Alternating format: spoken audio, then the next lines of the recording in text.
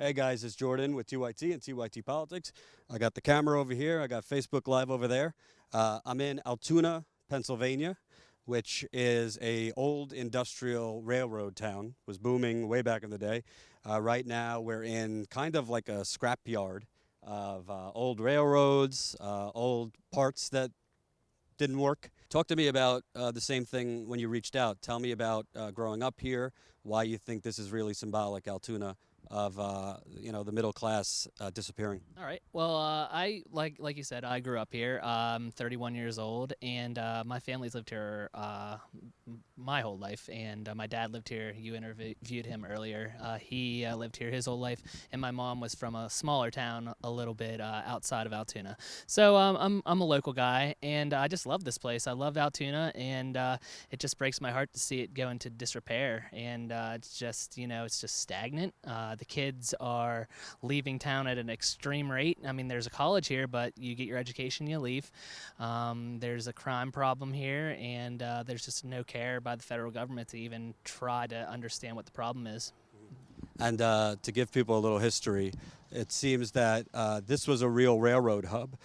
They made engines, parts for the entire East Coast. Was out of Altoona back in the 50s, the 60s, and essentially, from what your dad was telling me, both government and corporate forces kind of decimated the railroad industry. Can you kind of go over that? Yep. Well, it actually even goes further back than that. It goes back to the 30s and the 40s because during World War II, they would ship all the parts up the East Coast through this hub here. So it was on the top, like my dad said, top 3, top 4 of Hitler's to bomb list. And The Altoona Curve, they called it. the Horseshoe Curve. Yep, I'm bad. So, the history was that whenever during the 60s, the railroad kind of took a sharp turn to the negative, and they started losing a lot of money. So the industry was taken over by a corporation called Conrail, and from what I gathered, I was still pretty young, so I didn't really understand what was going on. They did not do what they had to do, and that company went belly up. So a lot of people lost their jobs, growing up in this town, you had a couple options of where you were going to work if you were going to stay around, and one of them was the railroad. But after it went belly up, that kind of future disappeared. And it went belly up because there were new forms of transportation. Yep. Tell us about what caused it. New forms of transportation, meaning like freight trucks and stuff like that, that could they just pretty much gave up on rail after that. After trucks and cars did their thing, they lost touch with, these local areas that were producing the rails and the jobs that went along with it. So whenever they left, the jobs left, and so everybody was just kind of stuck in town.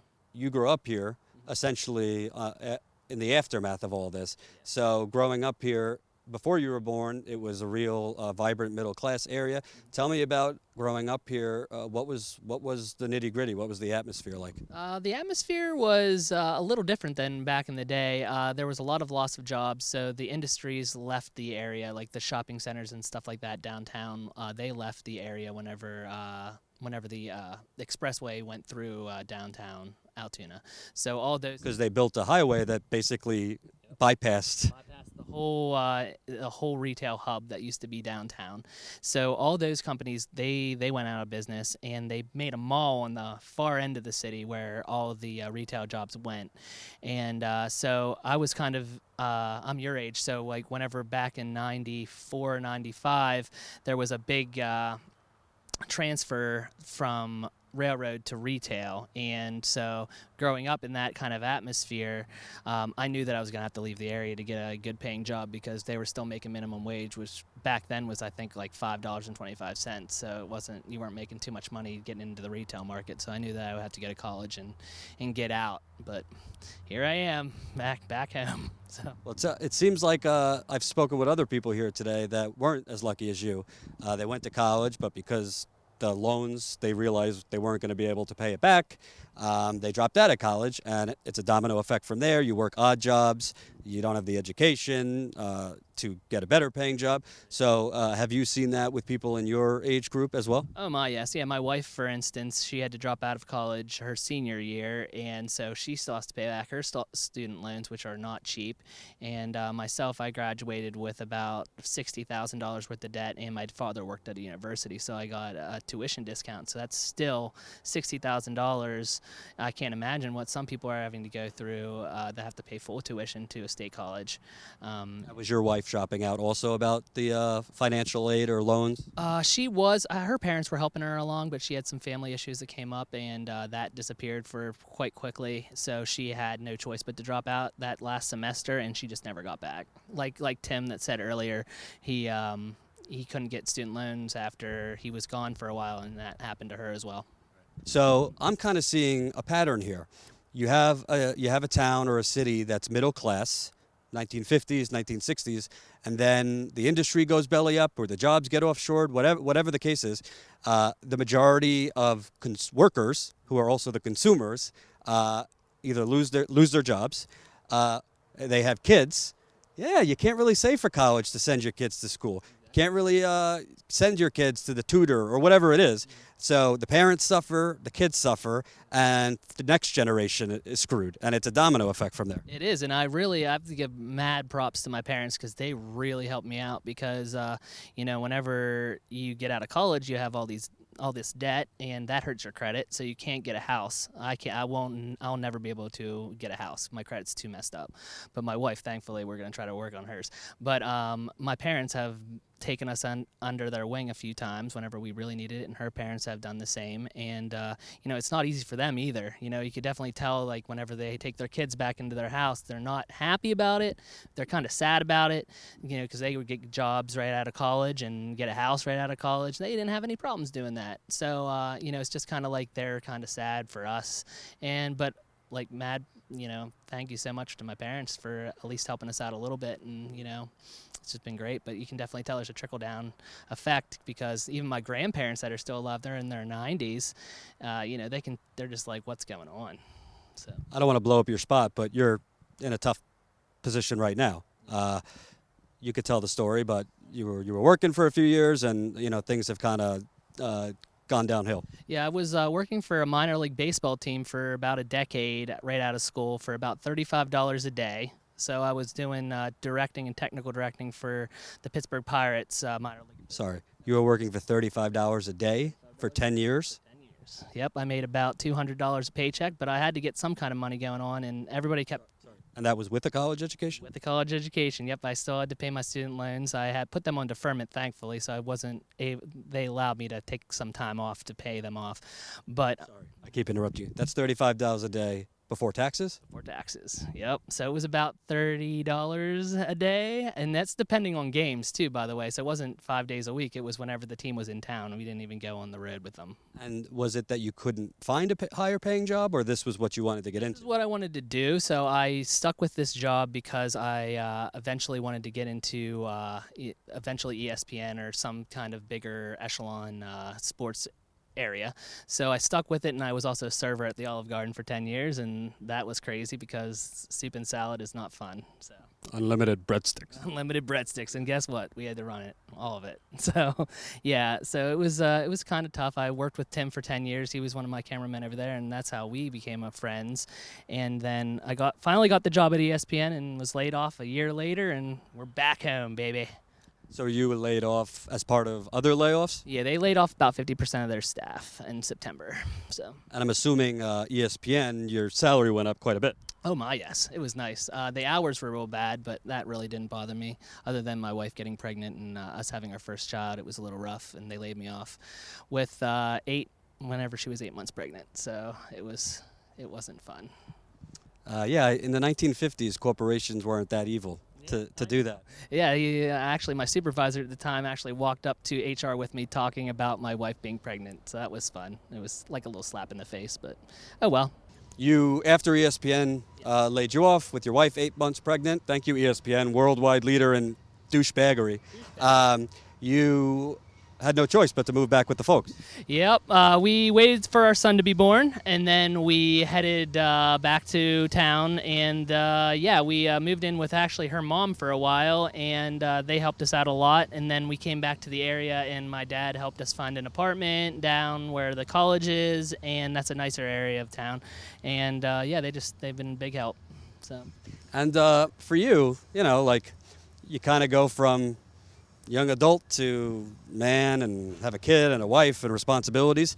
I'm assuming there's high levels of stress on you and also some bitterness towards a government that's kind of left people like you onto your own devices. Yeah, pretty much. And I mean, like was said, what was stated earlier is that they don't make it easy. I mean, we had nothing. Luckily, ESPN gave us a nice little. They gave us my salary for a while to get stabilized. And as soon as that left, though, I had to find a minimum wage job. I'm working as a cook right now, so that doesn't pay the bills, but I have to come up with something. And my wife works full-time during the day, so I'm a full-time dad during the day and then at night, so I don't get to see my wife as much as I want to, but we have to make our $1,180 rent payment every month. So And your student loans. and my student loans, yeah, luckily my dad's been helping me with those too, because they're about $400 every month, so luckily he's been helping me out there for the most part.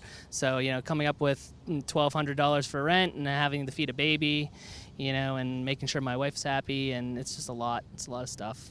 And you have your degree.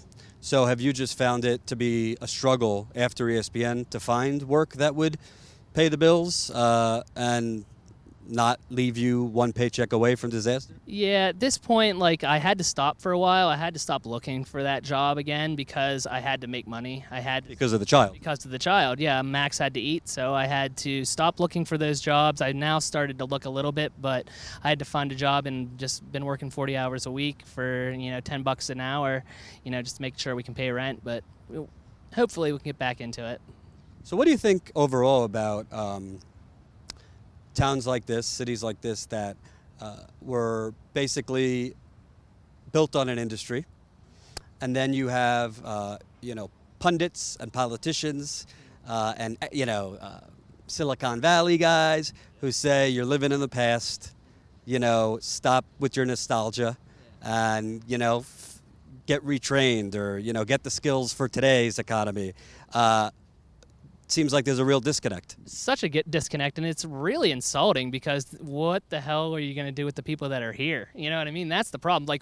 When the industry leaves, then all the people are gone? It's just gone? Poof?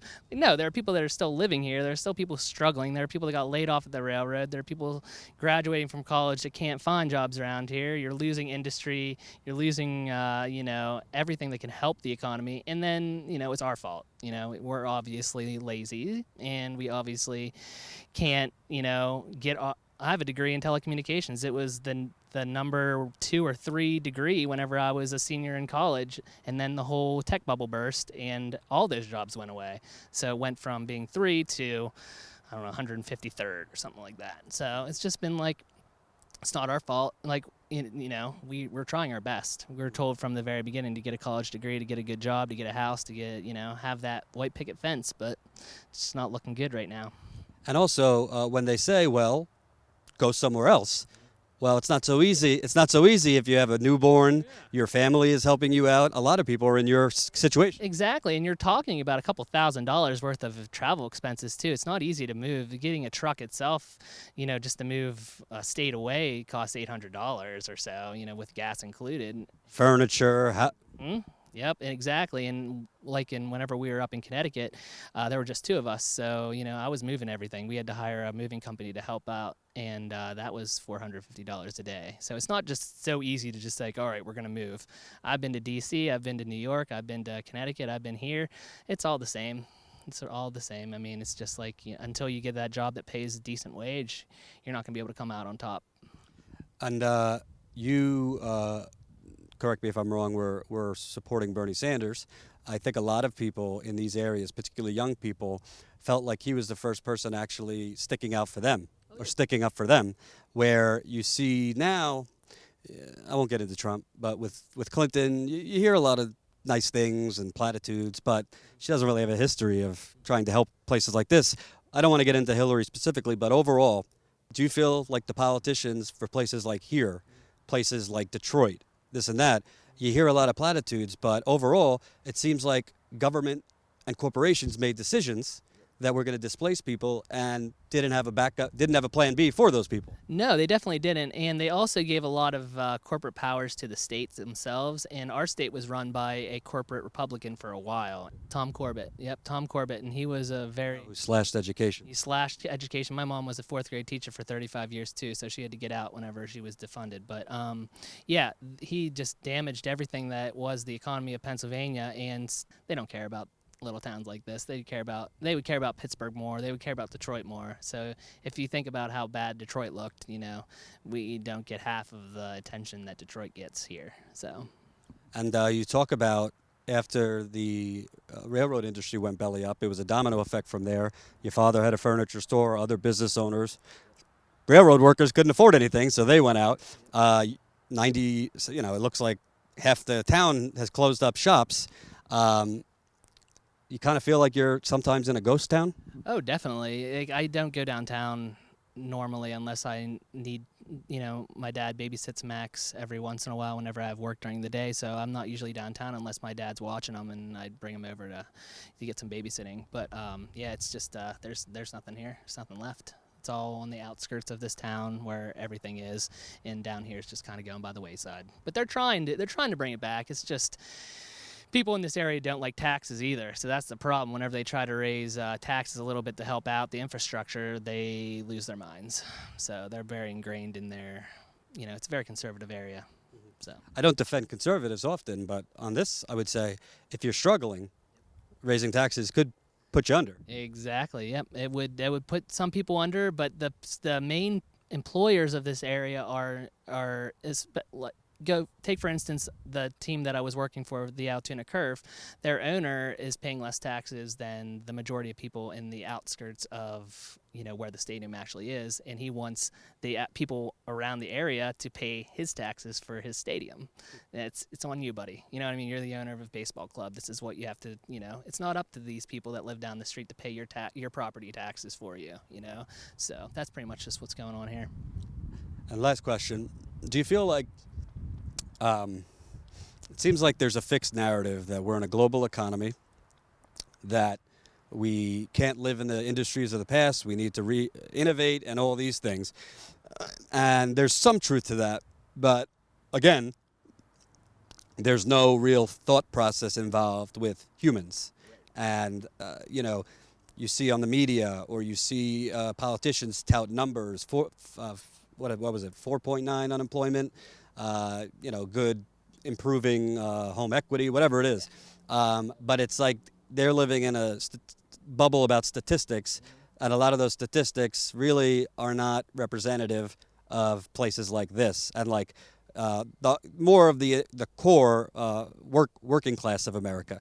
Do you feel like there's any kind of hope for places like this to come back, if not for help from government? I mean, the only way that I can see this place coming back is, I mean, it's going to hurt at first, but raising the minimum wage, like Tim said earlier, is going to give people spending power. And that's the only way to drive the economy, is to get people spending again. And around here, you're not having people spend money. People are opening up restaurants that can't sustain them because people don't have money to go out and eat. You know what I mean? I work at a restaurant, and we're slow Monday through Thursday until football weekends come, and then we get busier, but no one has money to spend. So these businesses are going to keep suffering, and I don't know why they keep trying to push it on us, you know, the little man, you know, to try to pick up slack whenever CEOs are making exorbitant amounts of money, whenever you could be putting some of that back into your company, putting that into your community at some point, and just try to revitalize something. So Thanks, Ben. thanks, man. Appreciate it.